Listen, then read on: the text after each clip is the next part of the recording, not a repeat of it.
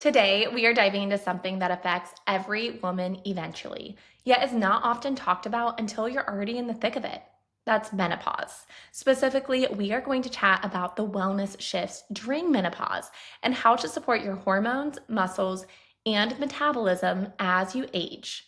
Whether you're in your 30s and starting to notice these shifts, or already navigating perimenopause or full blown menopause, this episode will equip you with root cause strategies to feel supported, strong, and confident in your changing body.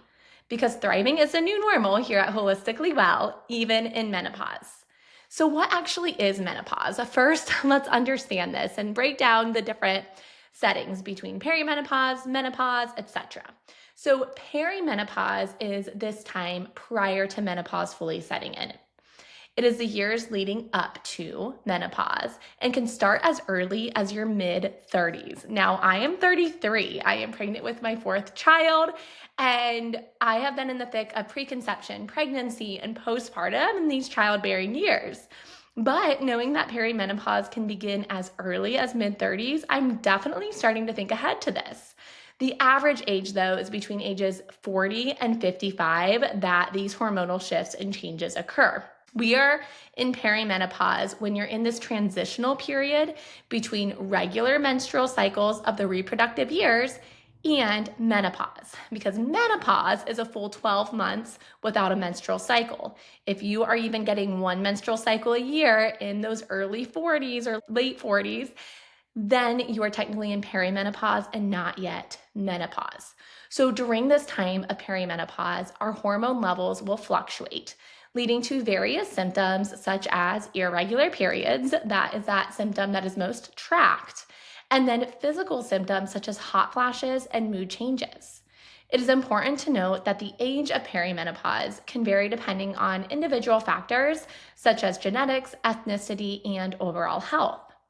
Menopause now is going 12 months without a period. So, to truly be considered in menopause, you have to go an entire year without a period. Menopause is when a woman stops having her period permanently, and that is defined as 12 months in a row. While most women reach menopause by 50 or 51, this is an average and it does vary. Late menopause can occur in a woman's upper 50s or early 60s. So, genetics, lifestyle, menstrual cycle patterns, and medications are all factors that affect timing. Now, something important to note here is we are seeing puberty hit much earlier in our adolescence these days. And a lot of that is being attributed to environmental factors and environmental toxins that are mimicking estrogen in the body. So just something to be aware of, that as, us as millennials start to move into menopause and perimenopause, it's going to be very interesting if we notice the timeline of when this occurs starting to shift up. Because if puberty is shifting up, it would make sense that a woman's childbearing years then also shift up, and thus perimenopause and menopause, the end of those childbearing years, would onset sooner. So something to keep in mind from the big picture of this as we think about our children and, the life cycle that they move through.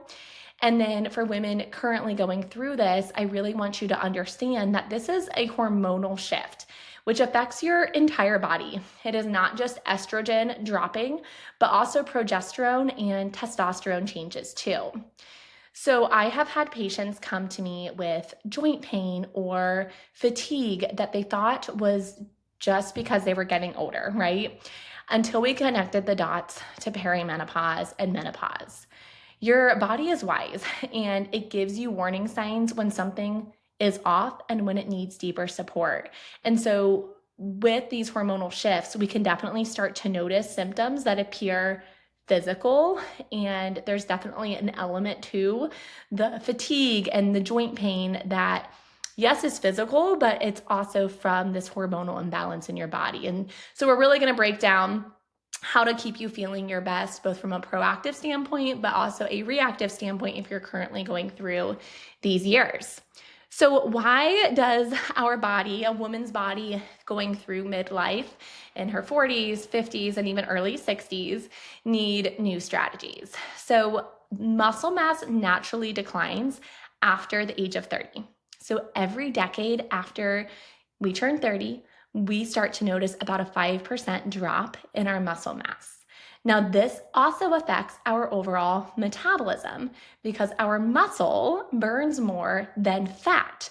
So, in that decade of our 30s, we might start to notice this a little bit as you enter your mid 30s, late 30s, but it definitely becomes more apparent in the 40s and 50s, where now we're talking about a 10 to 15% drop in that muscle mass. Our body then starts to feel that, and our metabolism starts to feel that too. So if you've had your mom talk about just weight gain that she can't get rid of, and it all came on because of menopause, well, this is definitely a part of that. If she is not strength training, if she is not maintaining or building up her muscle mass, it is naturally declining if she doesn't change anything. And that is going to affect her metabolism and thereby weight gain. We also notice during this season of life that sleep is more disrupted. Higher cortisol levels are really typical as a woman moves through perimenopause and menopause, and this leads to much more challenge in regards to fat loss and just the body's recovery process in general, because restoration, and recovery occurs while we sleep. And so if we're having high cortisol spikes, messing up our sleep, that's not only going to affect our mental health in terms of mental clarity, but also our ability for sustainable fat loss. Women also often notice pelvic health changes, and this is where I have seen my caseload explode in terms of women in menopause coming into my clinic because they've noticed changes in their pelvic floor. Very common to feel more urinary urgency, which is that sensation of, oh my goodness, I need to use the restroom right now. And usually it can be triggered by, hearing the sound of running water, or the moment you enter a grocery store, you're like, I have to pee and I have to pee right now. Even though you just used the restroom 30 minutes ago when you left the house to go to the store. You should not physically have to use the restroom right now, but it is that urinary urgency where it is just that bladder triggering you that you need to go. When in reality, when you sit on the toilet and you relax and you release, you only pee a little dribbles or like 3 seconds instead of a full stream. And so recognizing that that is because of these hormonal shifts and a change in our nervous system affecting our urinary urgency. We often see prolapse risk increase in this time. Now, if we think about it, the muscle mass is naturally declining. Our pelvic floor is a group of muscles. Those muscles are much smaller and thinner than our quadriceps muscle, right? We are going to notice changes in those smaller, thinner muscles more quickly than we will in our larger muscle groups. Because a 5% change in something that's smaller, you're going to notice versus a 5% reduction in something that is much larger, okay? So prolapse risk is when literally those internal reproductive organs or our bladder start to prolapse through or move through our vaginal tissue or our pelvic floor tissue. And symptoms for that would be like pelvic floor heaviness, feeling something literally bulging through your vaginal opening or through your vaginal wall, your perineal wall. And that, again, usually comes on from like prolonged standing or prolonged walking, and you just start to notice this heaviness, or like my insides are, quote, falling out. That would be a sign of prolapse. And that is definitely something we can address in pelvic floor physical therapy. And then the third pelvic health change that many women note is dryness. These hormones are shifting. Our reproductive years are coming to an end in this life season, and cervical mucus is literally there to help the sperm reach the egg. Our cervical mucus is heightened at ovulation, and that is a sign of fertility. In perimenopause and menopause, fertility is going away. And so that cervical mucus is no longer biologically needed to help the sperm reach the egg. So vaginal dryness makes a lot of sense there. So estrogen is a reproductive hormone that affects everything from our joints, our skin, our gut, our bladder, and our mood. And so as that estrogen is dramatically dropping, we can notice changes in whole body health in each of these areas. Emotional shifts are often extremely common as a woman transforms through perimenopause and menopause as well. It's a very vulnerable season, and all women meet that with a different lens. Some women are very ready for those childbearing years to come to a close, others really struggle with that and that transition. And it's just a big shift in womanhood, too, to kind of know that you're not ovulating anymore and that season has come to an end. So not only is there this emotional end of what this transition all means from a big picture standpoint, but also, goodness, just a huge drop in estrogen, progesterone, and testosterone that certainly affects our mental health and our mood and our mental clarity as well. And so recognizing the fact that it is normal to experience a degree of emotional shifts, but if it is affecting your life to the point of you can't go about your daily activities like you used to, or you're really struggling emotionally, that it is okay to seek help, because it is very normal and very common to have these huge emotional shifts. And we want to be sure we're giving you the resources that you need to properly address them. So I want you to really reframe this all, that it's not something to be scared about, perimenopause and menopause. We're just going to do a nice supportive reframe here where this is not your body failing. These drops in estrogen, progesterone, testosterone, these hormonal changes, it is not your body failing you. It is a natural evolution of life. It is your body evolving as it should. But evolution does take support. Transition takes support, and knowing that you don't have to go through all of this alone. So what can you do from a movement, nutrition, nervous system standpoint, and more? So number one, especially for me as a physical therapist, this is my bread and butter, is movement. Strength training, ladies, you need to be doing strength training. So it is absolutely essential.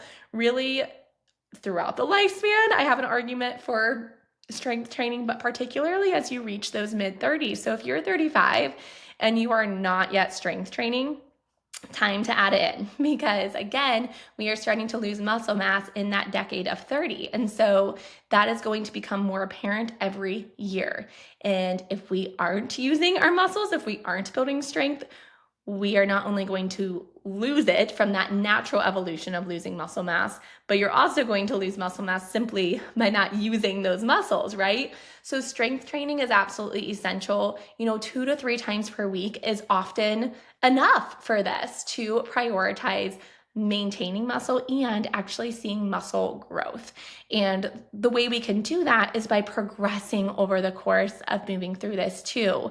You're not doing the exact same thing 2 to 3 times per week for 2 years on end, right? When I'm working with clients and developing a strength training program, we are moving through it for maybe 4 to 6 weeks. That is the time frame that true muscle change is indicated within. After 4 to 6 weeks, we want to be sure that we're changing those exercises up so that we're challenging those muscles in different ways. That is how you are going to see strength change and strength improvement. And that will thereby impact your metabolic health, right? We talked earlier about how a lot of women notice weight gain during perimenopause and menopause, and it's because of this loss in muscle mass in part. And so we need to be restoring that muscle mass so that our muscle can continue to burn more than fat. And then we get out of that plateau or that rut of not being able to lose weight during this life season. And, weight loss can have so many connotations with it. But the reason it is important is that if you have excess body fat, it is putting more load through your joints. And that does impact arthritis and osteoporosis over the course of time. And my goal as a holistic women's health physical therapist is to keep you feeling good across the lifespan. I want you to be the grandma who can lift her grandkids and play at the park with them and run up the hill with them at the park and just be really active and not afraid of pain or leakage throughout your life and to have that holding you back. And so Again, if you're in the thick of perimenopause and menopause, it is not too late. We can start working on this stuff now. And if you're in this proactively, like me, where you're still in those childbearing years, but you've heard stories about your sisters or your mom moving through this season of life and really struggling, to know that things you do now can actually make this transition so much smoother when you reach that season of life. So strength training is absolutely essential, at least 2 to 3 times per week, and we're prioritizing muscle growth and muscle maintenance with progressive loading. Next in the movement category would be walking and mobility work for your joints and lymph health. So I mentioned earlier that estrogen, the estrogen hormone, does impact your joints. And some women just simply have achy joints and fatigue and just don't feel good. But it's not a specific orthopedic issue, right? Of like, I have shoulder pain. It's just full body aches and joint discomfort. And that really can be because of those drops in hormones. So walking can feel really great, and gentle mobility work paired with diaphragmatic breathing can help reduce the inflammation in those joints. And we like to say the phrase motion is lotion in physical therapy, where as we move a joint, you start to lubricate it. So we talked about how in the pelvic floor, there's less lubrication, it's more dry. We start to see that in the joints as well because of these hormonal shifts. So we want to lubricate the joints, and we do that with low impact mobility work. And so again, this is something I'm programming in for patients that I work with individually. Lymphatic health is supported by walking because our lymphatic system itself does not have a pump. And so when you walk, the calf acts like a pump to help that lymphatic fluid flow through. And then gentle mobility work also assists that. I will throw in here, the sauna can be absolutely wonderful for lymphatic health too. And then pelvic floor physical therapy, yes, it is highly relevant in terms of menopause and perimenopause. As I mentioned earlier, I've seen a huge uptick in the amount of women I'm treating in their 40s, 50s, and 60s because of the changes they've noticed during this life season. And so that is where we can definitely get more specific in terms of urinary urgency, prolapse, urinary leakage, painful intercourse, and just coming up with systems to help support you right now. The next category that you can do to support yourself during this life season would be nutrition. And so we want to support the muscles that we're trying to increase our metabolic health within. And so more protein and fewer processed carbs is often recommended here. We want to give the muscles the building blocks and the support that they need to repair and recover and strengthen. And protein is that building block that those muscle fibers need to break down. So the way we build strength, the muscles actually break down and then they repair stronger. If we don't have good nutritional support, those muscles are going to stay in that breakdown state and they're not going to be able to repair stronger. So protein, your goal is about 1 gram of protein per pound of ideal body weight. So if you are, let's say, 30 pounds over your ideal body weight, you can be eating for that ideal weight range. And by ideal, I mean what is truly ideal for your frame, your profile, your height, not, what is the quote skinniest you want to be. That's not what I'm talking about here. I'm talking about what is that ideal weight range for somebody in your frame and your size, and that you perhaps lived at when you were in those fertile childbearing years. What weight range did your body feel best at? That's what we're going off of, not an unrealistic ideal, okay? For nutrition, we also want to prioritize micronutrients such as magnesium, omega-3s. Those are your fatty acids that you can get from fish such as salmon, or you can supplement with a fish oil that has both DHA and EPA. Vitamin D is a big one in this life season as well. So if you live somewhere like I do in Ohio, summertime, I'm not as worried about my vitamin D consumption because I'm outside a ton. Being smart with your sun use, where you are getting sun exposure, without sunscreen on in those non-peak sunlight times of the day. If you are always lathering yourself in sunscreen, that vitamin D is not getting naturally created through your skin as nature intended it to. So get that morning sunlight on your face, go out for some morning walks so that you're naturally getting that vitamin D at times where those UV rays are not at their highest for a concern of sunburn, etc. And then B vitamins. So those can be found especially in organ meats. So beef liver, beef heart are really good sources of your B vitamins. And I know that can seem a little out there to cook with, but if you are in an area that has the option to get a whole cattle, to get your meat processed, you can ask for the organ meats to be ground into your ground beef as they package it. And that is just what you can naturally cook with. You're getting extra in that way. I also really like Perfect Supplements beef liver, and they also have like a organ vitamin as well, where they have beef, heart, and potentially a few other organs thrown in there for a nice spread of nature's multivitamin. And so with Perfect Supplements, that's just a nice shelf-stable option to get some organ meats in, and you can use code Dr. Kayla with them at any time. So I personally, I've talked about beef liver and organ meats for preconception health, pregnancy, postpartum, like all of the things. So this is something, if you have been following my recommendations across the spectrum, you just get to continue. But if you're new to this and you're listening and you're in menopause and perimenopause and have not been incorporating this, now is definitely the time. So again, you can cook with it or you can supplement with it.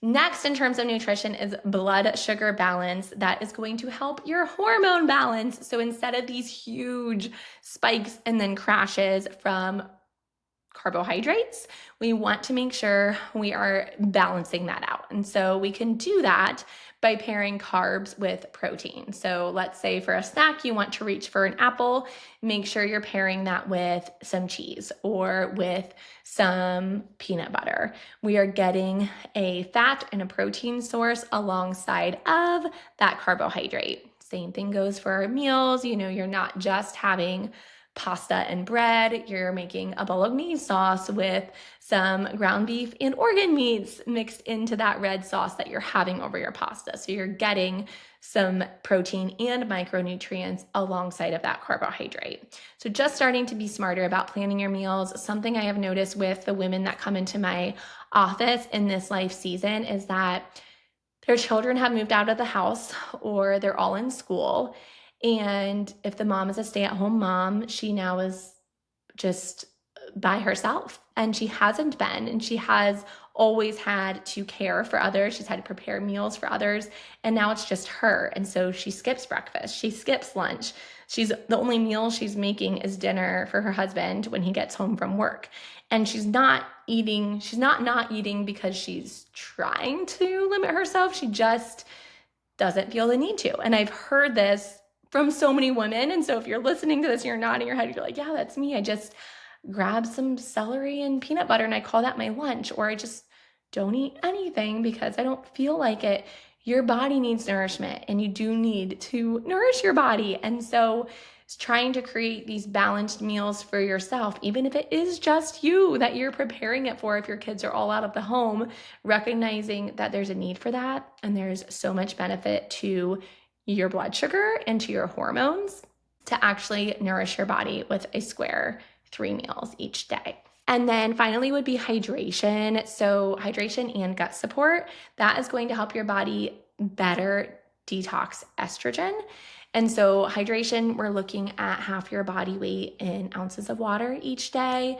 Gut support, this can be broken down into so many ways. If you're getting any lab work, we'll chat about that here later in the episode, but noticing if you need some prebiotics or probiotics to support your gut. If you're feeling really bloated and having trouble breaking down protein, that could be because that gut just doesn't have the proper microbes within it to help break it down. So getting on a good probiotic is a great option, or making sure that you're using more fermented foods in your diet, getting more yogurt or kefir or sauerkraut, things like that to better help your body detox the changes that it's going through.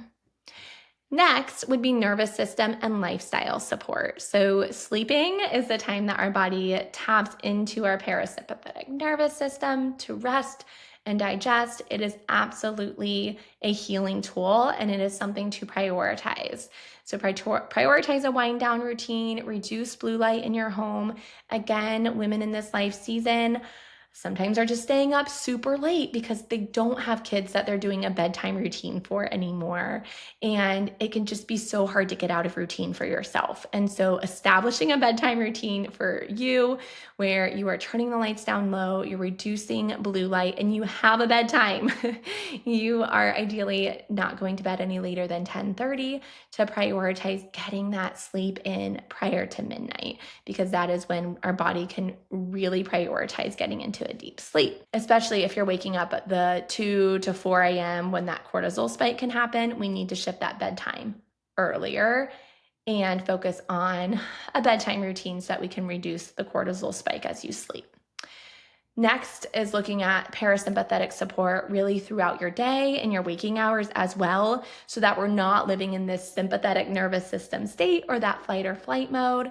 And so this can be supported by breath work, where as you do diaphragmatic breathing, your body taps into your vagus nerve. Of course, prayer, connection with others. Therapy can absolutely come in here. So this is where I mentioned if you're noticing huge mood swings or emotional dysregulation that just feels out of your control, seek out a therapist. A mental health therapist or a psychologist can absolutely help you work through tools to support this area of your well-being. But breath work, prayer, connection with others can absolutely support that parasympathetic nervous system, as well as getting your circadian rhythm on par. So getting out for morning sunlight and then reducing your household light in the evening as that sun starts to set. And then also supporting the nervous system would be not over exercising, because this is going to spike cortisol levels. We mentioned that can be a huge issue in terms of as our hormones drop and sleep becomes a challenge in this life season. So over exercising would look like you're getting after it 6 to 7 days a week. You're all at high intensity. You're doing more of those high intensity interval training workouts. A little bit of that is okay. Doing 2 days a week where you're working out at that higher intensity, I am absolutely okay with. But the other days, 2 to 3 days a week, we want good, true strength training. And then we want a few days a week where we're getting more that nervous system support from the gentle mobility exercises supporting your joints. So checking in with yourself and making sure that you're not overdoing it here. We want to think smart strengthening and smart exercising, and that does not always mean harder or more. And then the final step in terms of what you can do to help support your body in this life season would be reducing your toxin load. So if you have not already, again, I talk about this in the other life seasons, but you need to clean up that beauty and cleaning product routine, eliminate the environmental toxins in your home. Our cleaners, many of our beauty products, mimic estrogen in the body. And so if this is a time where your body is naturally detoxing estrogen and reducing its supply in your body, but then you have environmental factors because of the makeup you're putting on your face or the Lysol cleaner that you're spraying on your countertop or the Clorox wipe you're wiping cabinets down with, that is mimicking estrogen in your body and teaching it to create more estrogen. How conflicting and confusing is that, right? Just even saying it feels confusing. And so imagine what is going on in your body when that's occurring. So we want to clean up our skin, our beauty, our clothes, as much as you can. So think about what goes in. We're cleaning up first, what goes in your body, then what goes on your body, and then what's around your body. And that can be a way that you kind of work through it. I love helping women work through this. So if you are just lost and you don't know where to start, please reach out. We can absolutely break it down for you. And then finally, your liver is super busy for hormone processing. So it is what is help clearing these toxins from your body. So the less toxin load that you're putting through that liver, the better your hormone balance is going to be, and then also your internal organ health, right? So we can just see how this really feeds into the big picture. Now let's shift into what is normal in menopause versus what needs help, right?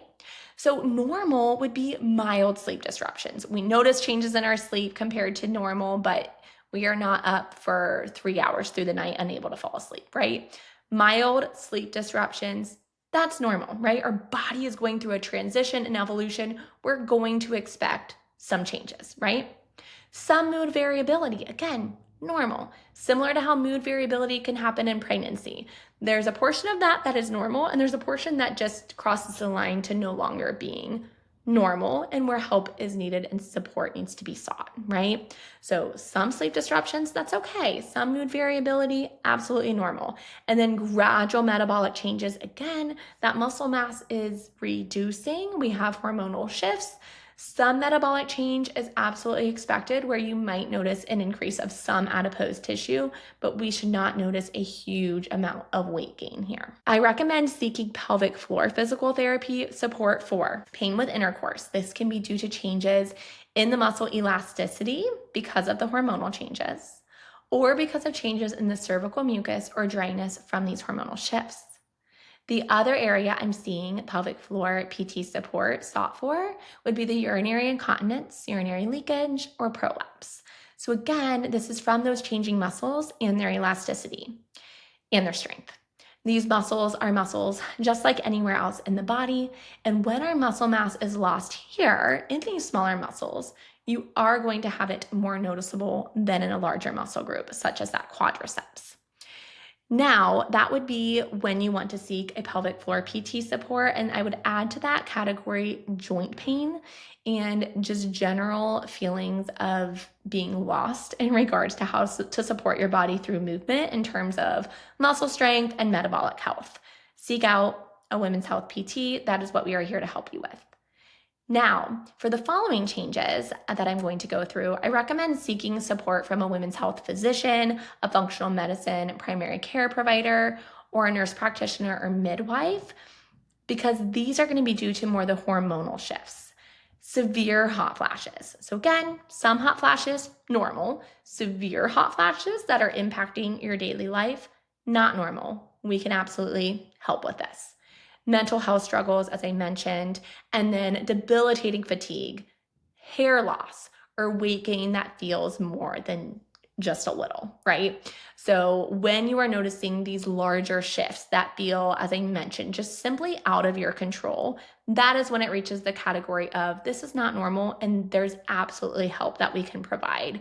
And for the specific categories of hot flashes, mental health, the debilitating fatigue, hair loss, or weight gain, that would be when I would reach out to your physician or nurse practitioner to look at labs. We want to look at the lab work. I work with a lot of physicians in the area now with my women that are in perimenopause and menopause, and some of them are on hormone replacement therapy. Some of them have had pellets. Like there is a lot of new research coming out in how to support your hormone needs as you move through this to keep you feeling your best. And so those are conversations that are very individualized and we won't get further into, but I want you to know that those resources are available. So you do not have to suffer in silence. This is a new chapter of your life that truly can be exciting, and it's not a life sentence, and we can keep you feeling good or get you back to feeling good again.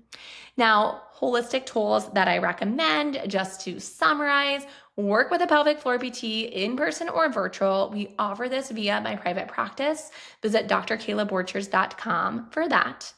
Hormone lab testing via a functional medicine provider or your primary care provider. You can start with them and then have a functional provider really look at those lab values from the functional standpoint, because a regular lab is just going to compare it to the average in the community around you, and that's not optimal health usually. And so we want to look at these from the functional medicine test lens.